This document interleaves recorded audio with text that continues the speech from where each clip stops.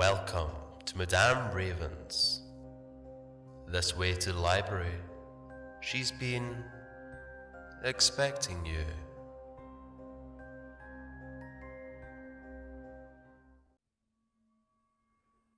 Child at the Bus Stop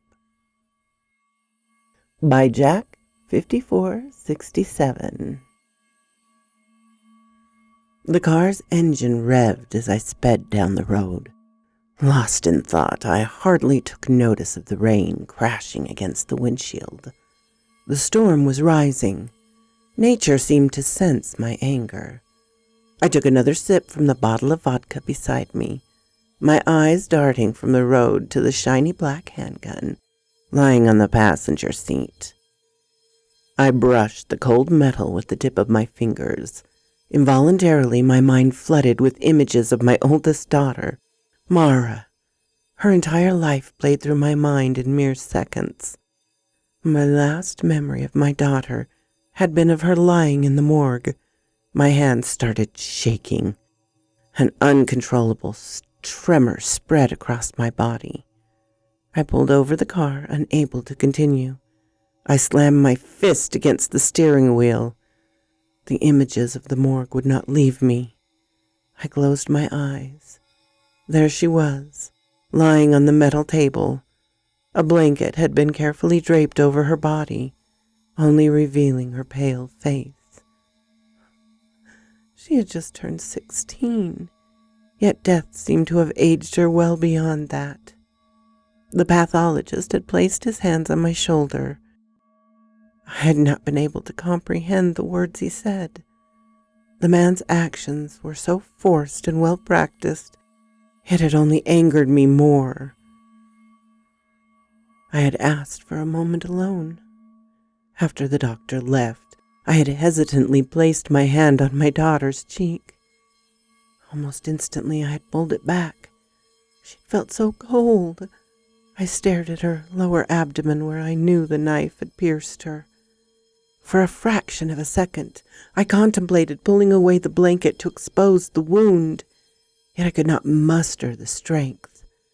She looked peaceful now, as if she was sleeping.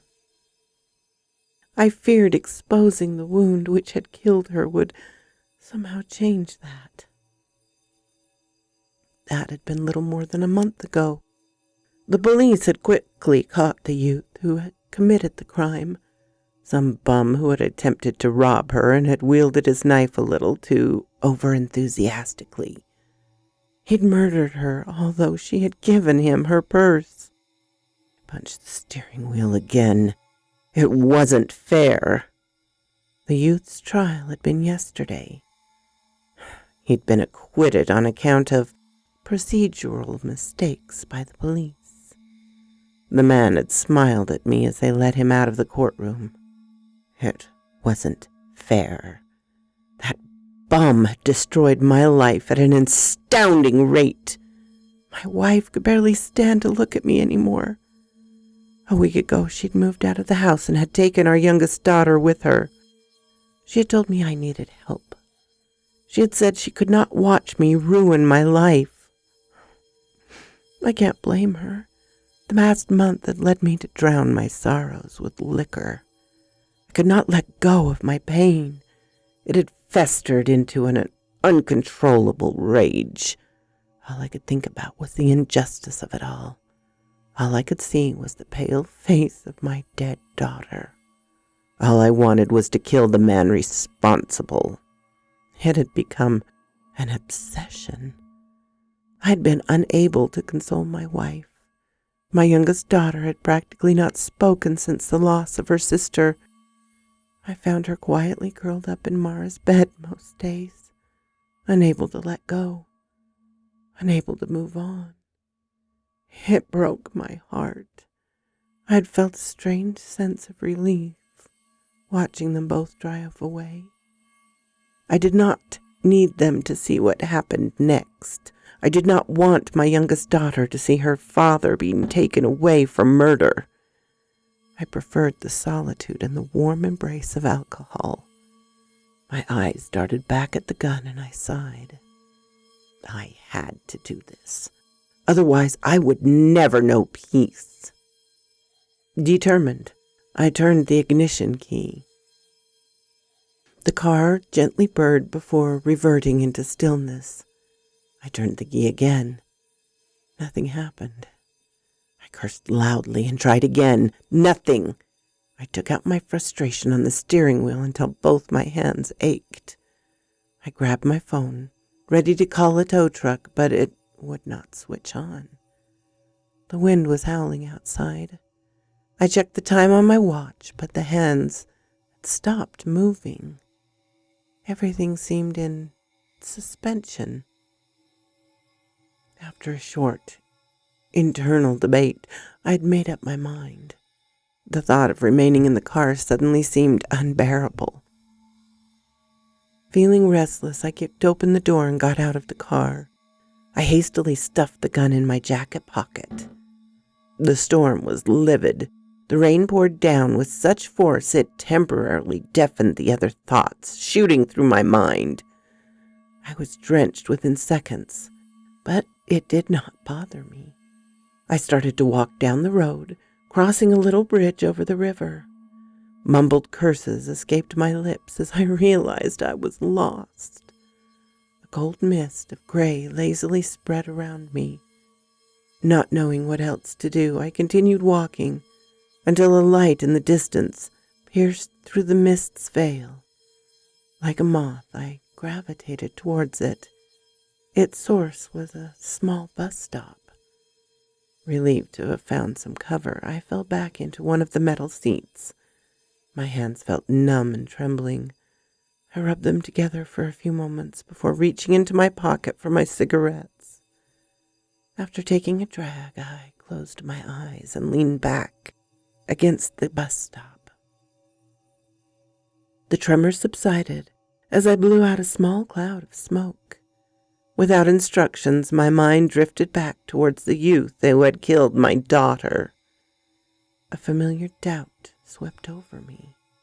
I had always valued human life. As a family man, I had constantly tried to maximize everyone's happiness. Now, here I was, committed to blowing a hole in the head of my daughter's murderer. I turned around and looked at my reflection in the glass. I did not recognize the pale, lined face staring back at me. Droplets of rain were slowly sliding down the glass. It gave my reflection even more of a somber appearance. I looked back in front of me and took another drag of the clammy cigarette between my fingers. Closing my eyes, I exhaled, expelling another cloud of smoke. "Rough day?" The voice startled me.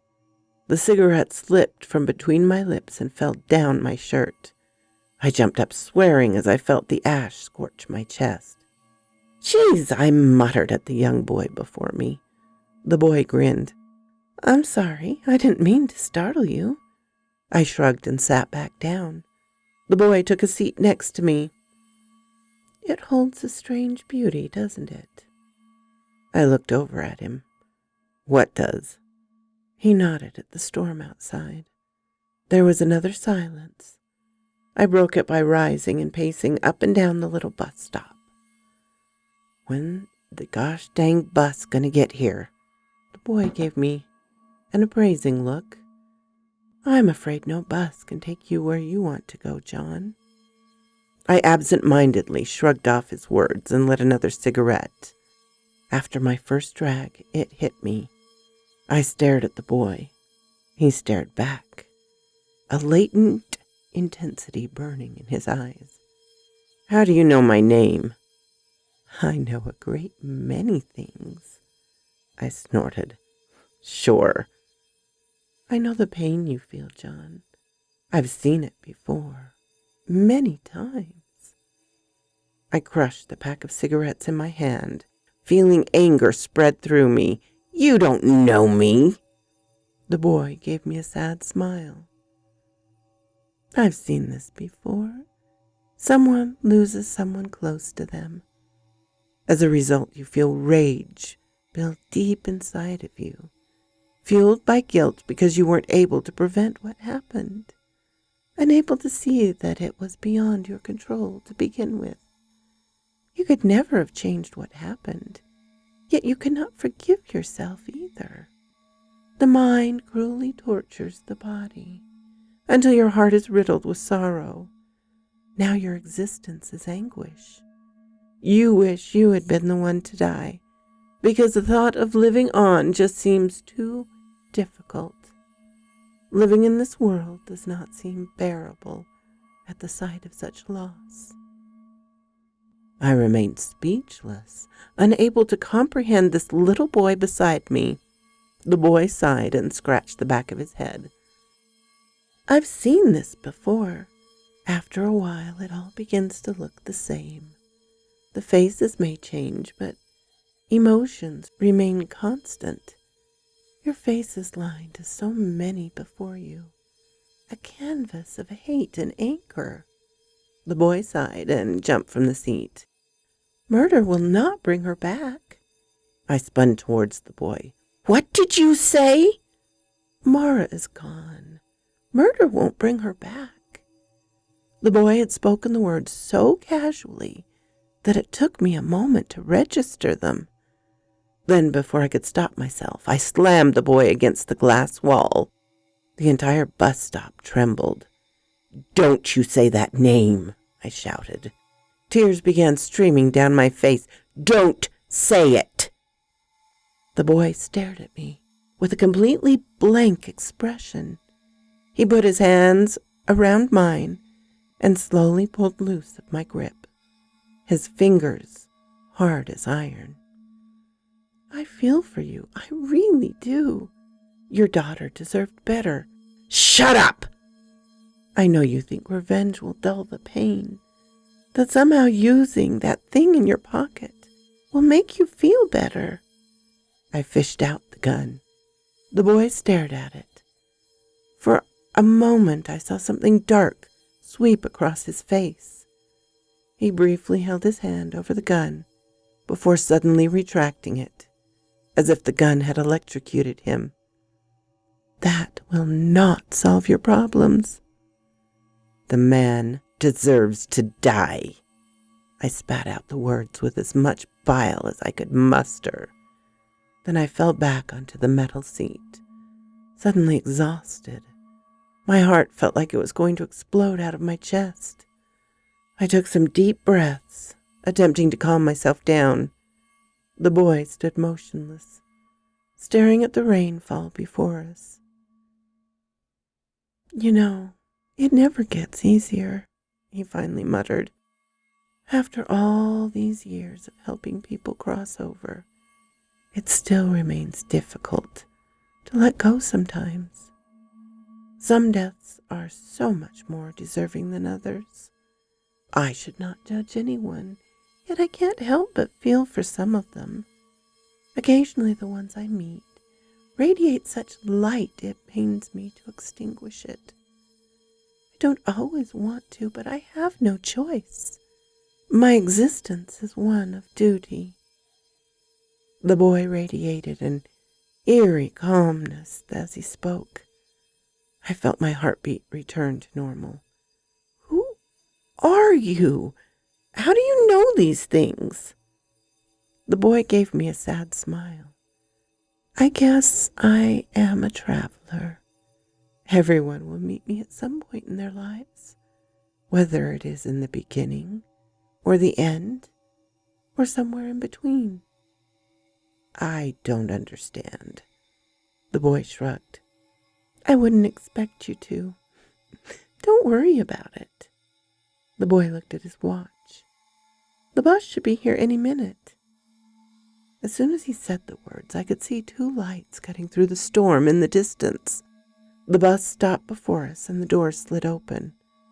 The boy climbed up the little stairs. Once he got to the top, he spun around.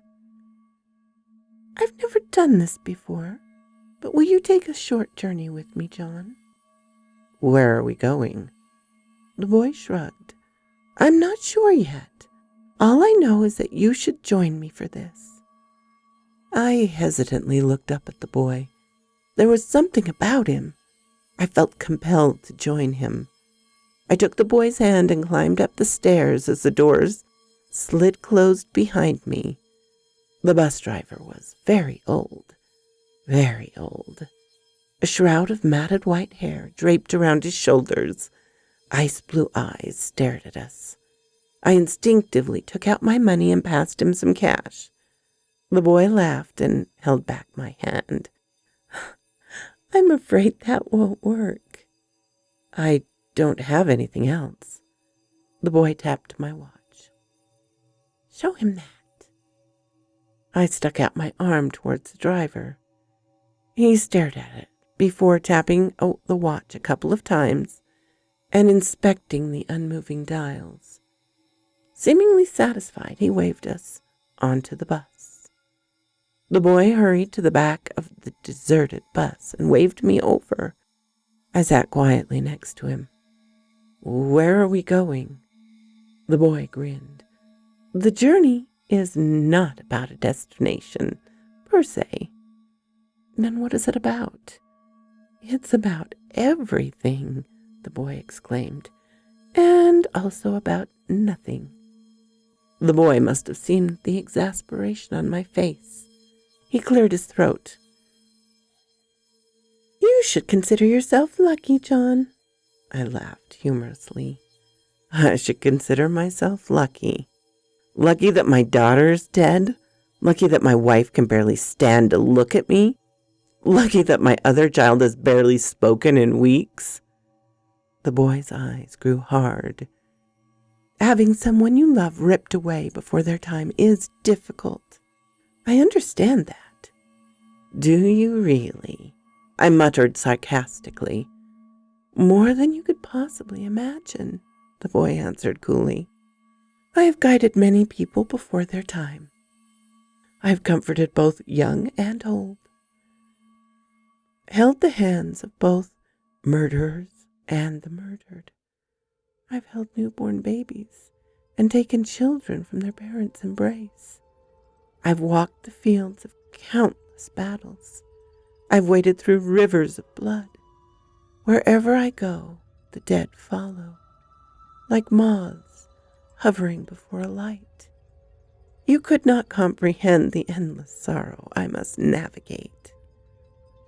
He wiped a single tear from his eye. Within them I saw only grief, as if his words had opened an old wound. I suddenly felt sorry for him. Sometimes I feel so far away from everything, the boy continued. I worry I've become too indifferent. I fulfill my duty without truly understanding what it is I should be doing. I feel like a spectator watching eternity unfold itself. I offer hope to those I meet whenever I can, without knowing whether my words are true or not. I have no idea what comes after this, John. I wish I knew. I wish I understood my purpose. My life is a paradox. My existence is perennial, and yet one of insufferable solitude. You must feel lonely. The boy nodded. After we sat together in silence, the boy stared out of the window. He seemed deep in thought. I felt my eyelids grow heavy, and before long I had fallen asleep. When I woke up, I felt disoriented.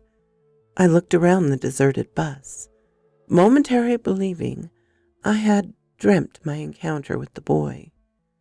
Then the bus driver turned around in his seat. His blue eyes pierced through mine as he pointed at the little hill we were parked next to. He's waiting. With a quick nod, I jumped off the bus. I was panting by the time I reached the top of the little hill.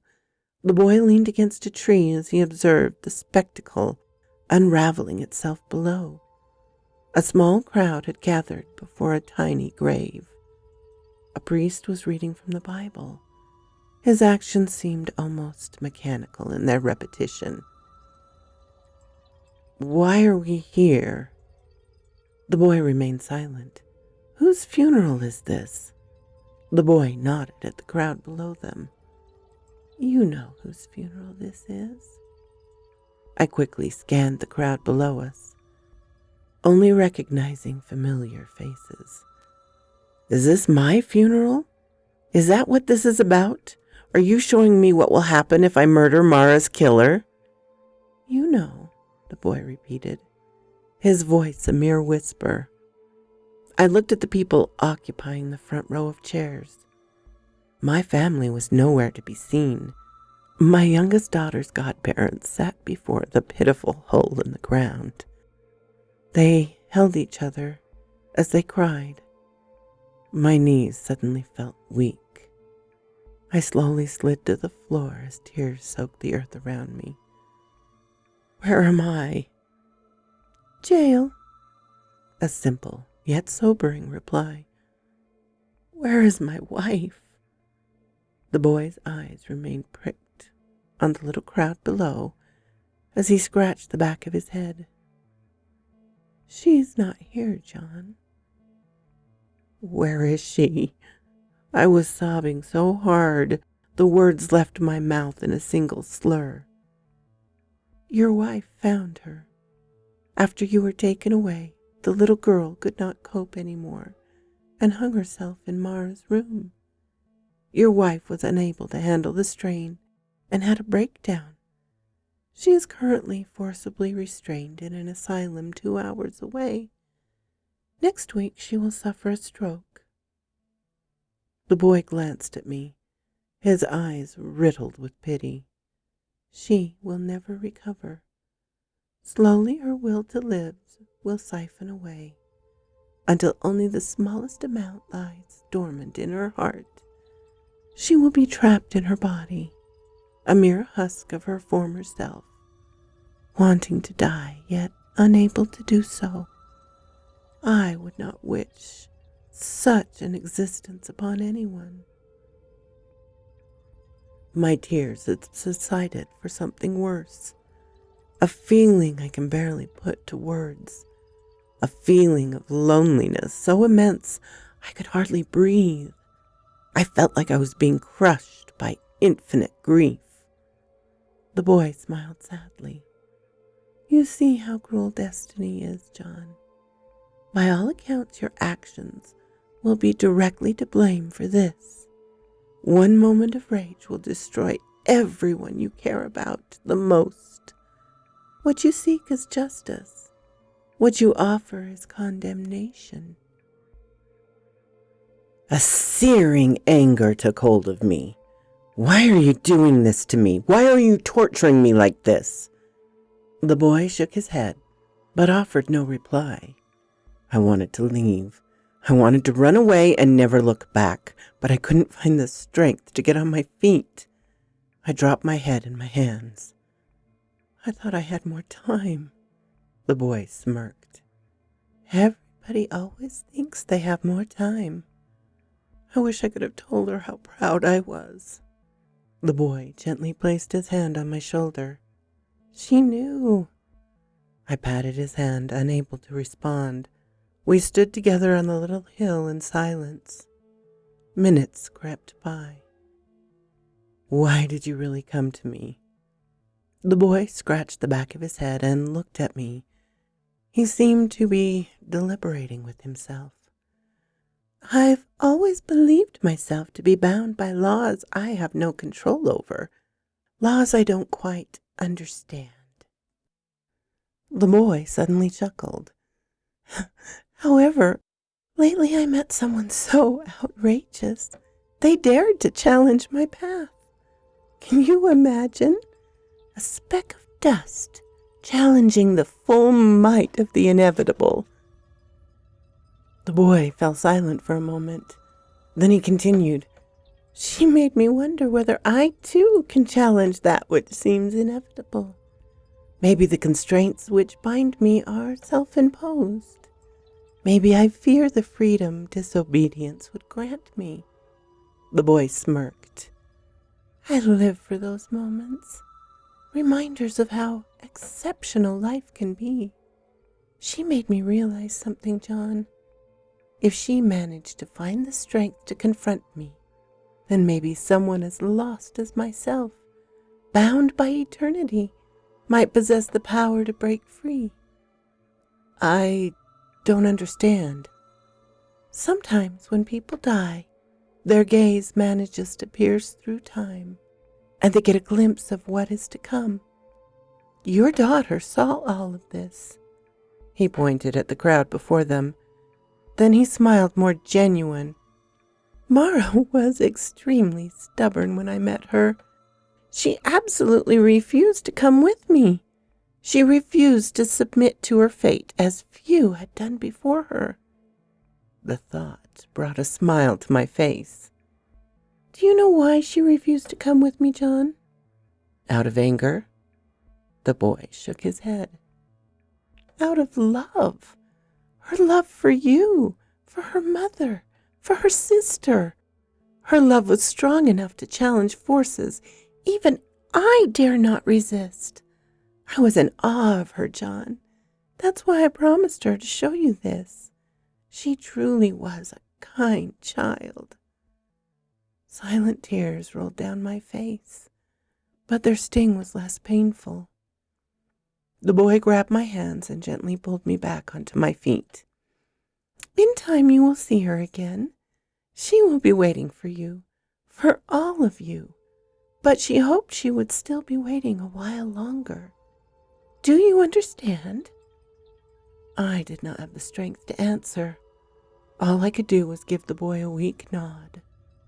Together we walked back towards the bus and took our familiar seats in the back. Thank you, I said after a moment. Thank you for taking care of Mara. Thank you for helping me. The boy looked taken aback. Wherever I go, people usually fear me. They recoil at my touch, even if I only mean to help. I've always been hated because I'm a reminder of the inevitable. Never before has someone thanked me. His words carried so much emotion. I tentatively put my arms around the child's shoulder. The boy gazed up at me, tears slowly forming in his eyes. He leaned into me and cried. I let him. Before long, I felt myself fall into a deep sleep. When I woke up, we were back at the bus stop. The boy walked with me to the front as the door slid open. I walked down the little stairs. The moment my feet hit the pavement, the dials on my watch began to move once more. This is where we must part, the boy said from inside the bus. I looked back at him sheepishly. My mouth opened, but no words came out. I did not know what to say. Where will you go from here? The boy shrugged. I don't know. Are you deaf? I suddenly blurted. The boy grinned as the doors slowly slid closed. I sat at the bus stop long after the bus had pulled away. Then I walked back over to my car. On the bridge, I took out the gun from my pocket and swung it into the river. I was ready to go home. So quoth this raven. My darlings, I do hope you've enjoyed this. It was a wonderful story, and thanks to Jack for allowing me to read it. And thank you all so much for coming to visit me. You know it means so much, and it just stuns me that you do. Special thanks to my Patreon supporters, Ermin, Darren and Jennifer, Laura, Mutant Artificial Intelligence, Tabby Cat, and of course, Charlotte Emerson and Cortez Williams.